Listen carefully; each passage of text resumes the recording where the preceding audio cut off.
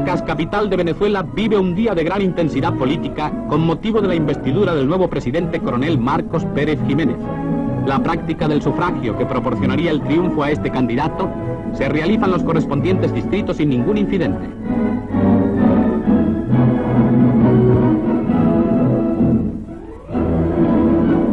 El coronel Marcos es cumplimentado por relevantes personalidades de la nación. Ante la Asamblea Constitucional, que representa a todos los partidos, se hace entrega del símbolo de la máxima autoridad de la nación al nuevo presidente, el cual manifestó su propósito de conseguir el rápido progreso y resurgimiento del país. El gobierno de Marcos Pérez Jiménez se extendió desde 1952 hasta 1958, siendo uno de los periodos más controversiales y significativos de la historia contemporánea de Venezuela. Su ascenso al poder, su ideología y sus métodos dejaron una huella profunda en la historia venezolana. Pérez Jiménez nació en Michelena, estado Táchira, el 25 de abril de 1914, hijo de Juan Pérez Bustamante y de Adela Jiménez. Estudió bachillerato en el Colegio Gremios Unidos, en Cúcuta. En 1931 ingresó a la Escuela Militar de Venezuela, donde se gradúa de subteniente en 1934. En 1936 se vuelve teniente, viajando a Perú a estudiar en la Escuela Superior de Guerras de Chorrillos.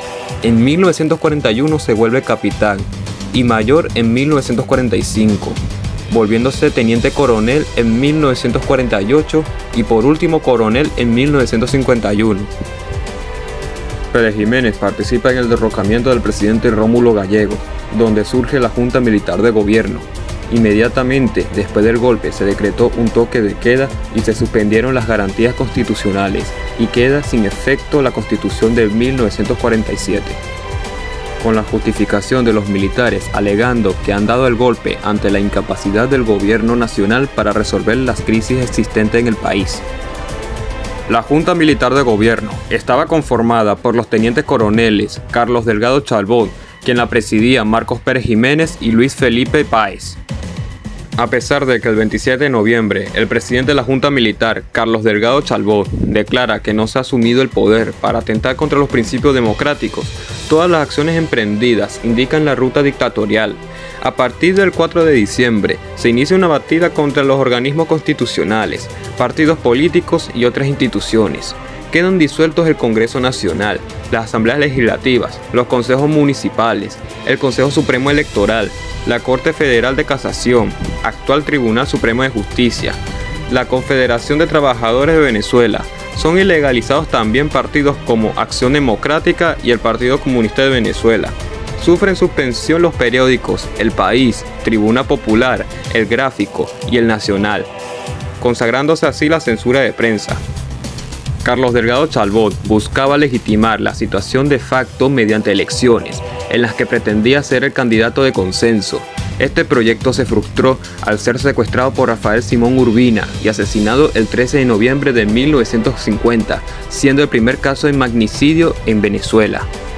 Con el asesinato de Carlos Delgado Chalbot, Pérez Jiménez adquirió más poder, a pesar de que el sucesor del presidente fue el doctor Germán Suárez Flamerich, un civil, por lo que desde entonces la Junta Militar de Gobierno pasó a llamarse simplemente Junta de Gobierno. El 30 de noviembre de 1952 se realizaron las elecciones para elegir la Asamblea Nacional Constituyente. Pérez Jiménez desconoció los resultados electorales que favorecieron al partido URD, con un aproximado de 1 millón de votos. El 2 de diciembre de 1952, tras solicitar la renuncia de los otros dos miembros de la Junta, asumió provisionalmente la presidencia de la República, apoyado por el alto mando militar. La Asamblea Nacional Constituyente, que resultó de la amañada elección, nombró a Pérez Jiménez presidente constitucional el 17 de abril de 1953, de acuerdo con la nueva Constitución promulgada el 15 de abril. El 19 de abril se juramentó como primer mandatario para el periodo 1953-1958, teniendo entonces 39 años de edad. Pérez Jiménez basó su gobierno en la doctrina del nuevo ideal nacional. Por la nueva Constitución se cambió el nombre de Estados Unidos de Venezuela por el de República de Venezuela. El nuevo ideal nacional fue la ideología promovida por Pérez Jiménez, que combinaba nacionalismo, conservadurismo y desarrollismo. Su gobierno se enfocó en la modernización y desarrollo del país, con grandes inversiones en infraestructura. Esta ideología buscaba transformar a Venezuela en una nación moderna y próspera, utilizando los recursos petroleros para financiar proyectos ambiciosos. En junio de 1954 recibió el Premio Panamericano de Carreteras por los programas viales desarrollados. Un auge muy especial tuvo la construcción, destacando Centro Simón Bolívar, por mucho tiempo símbolo de progreso de Caracas, Hotel Tamanaco, Hotel del Lago, Autopista del Este, Autopista de Caracas-La Guaira, Ciudad Vacacional Los Caracas, IBIC, bloques habitacionales, 2 de diciembre, actualmente se llama 23 de enero, Avenida Los Próceres, Paseo Los Ilustres, hoteles turísticos en varias ciudades, el Hotel Humboldt en la cima del Ávila, iniciación de la siderúrgica, represa del Guárico, hipódromo de la Rinconada, círculo de las Fuerzas Armadas, teleférico Caracas y de Mérida. Durante el gobierno de Marcos Pérez Jiménez, dejó una considerable deuda externa debido a las numerosas obras de infraestructura que se llevaron a cabo durante su mandato. Aunque estas obras modernizaron el país y mejoraron la infraestructura, también implicaron un alto costo financiero. El régimen de Pérez Jiménez utilizó los ingresos petroleros para financiar muchos de estos proyectos, pero también recurrió a préstamos internacionales. La caída de los precios del petróleo desde 1957 exacerbó los problemas financieros del país, lo que contribuyó a la insostenibilidad de la dictadura. El gobierno perejimenista se caracterizó por una manifiesta crueldad e implacable persecución de los adversarios políticos. Las cárceles se llenaron de activistas de los partidos en la clandestinidad y se hicieron evidentes las torturas y los vejámenes, sobre todo luego de la presencia de Pedro Estrada al frente de la seguridad nacional, convirtiéndose en un instrumento de terror, utilizando la tortura y el asesinato para mantener el control. La censura y la persecución de opositores fueron prácticas comunes, lo que generó un clima de miedo y descontento en la población.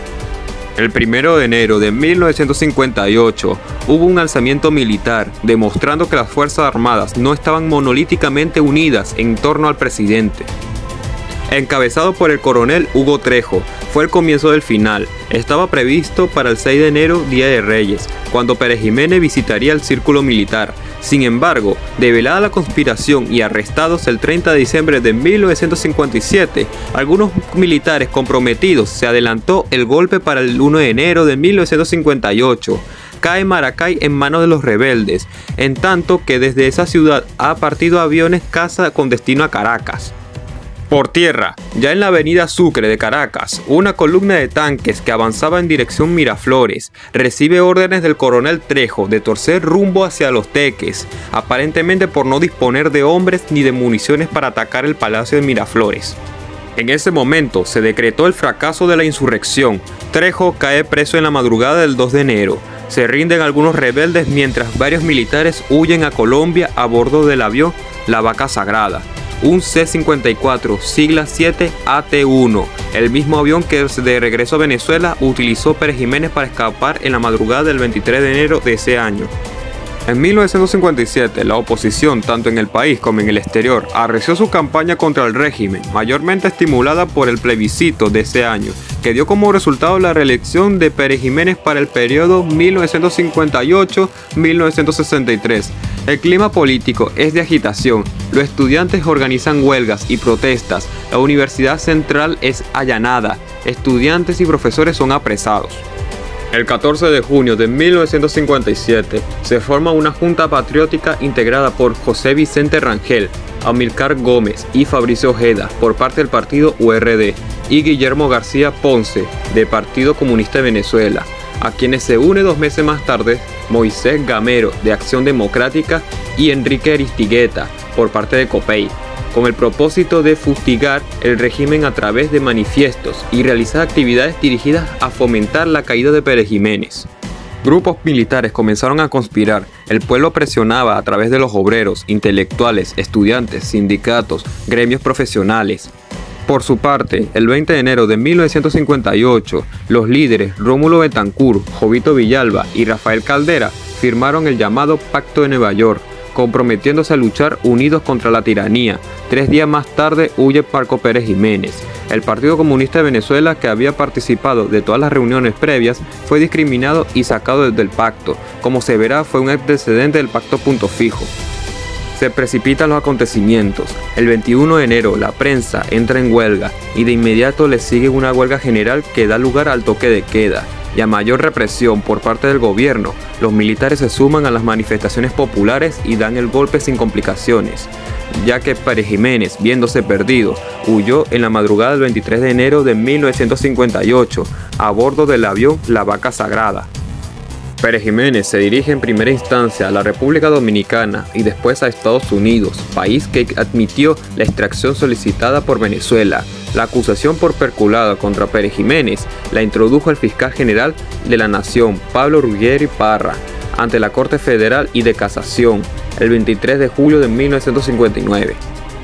La sentencia de la Corte Suprema de Justicia se produjo el 1 de agosto de 1968, dictaminando que se condenaba al procesado a la pena de 4 años, 1 mes y 15 días, por el delito de lucro funcionario. Por supuesto, Pérez Jiménez salió inmediato en libertad, porque ya había cumplido sobradamente el tiempo de condena. Pérez Jiménez estuvo residenciado en una lujosa mansión en la urbanización La Moraleja, Madrid, donde fallece a los 87 años de edad, el jueves 20 de septiembre de 2001. Su cadáver fue cremado el día 21 en el Cementerio de la Paz en Madrid. El gobierno de Marcos Pérez Jiménez dejó un legado mixto en la historia de Venezuela. Por un lado, su enfoque en la modernización y el desarrollo económico dejó importantes obras de infraestructura que beneficiaron el país. Por otro lado, su régimen autoritario y represivo dejó cicatrices profundas en la sociedad venezolana, recordando la importancia de la democracia y los derechos humanos.